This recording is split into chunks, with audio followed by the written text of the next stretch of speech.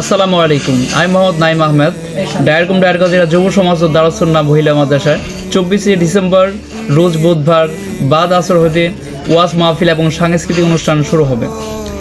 তো এই মাহফিলে আমাদের যে প্রধান আকর্ষণ তিনি হচ্ছেন মহিউদ্দিন হাসান খান সাহেব, বিনোদনের বন্ধু, এবং কলরব থেকে আসতেছেন ফজলে ইলাহি সাকিব এবং জাহেদুল ইসলাম শাওন, এবং উর্দু নাসিদ নিয়ে আসতেছেন মুশফিক বিন জামাল।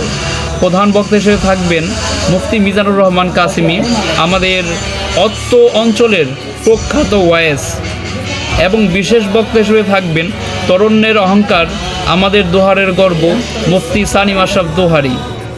প্রিয় শ্রদ্ধা ভজন বড় ভাই, যার নাসিদ না শুনলেই নয়, উপস্থিত থাকবেন এইচ.এম. ইমরান মোল্লা।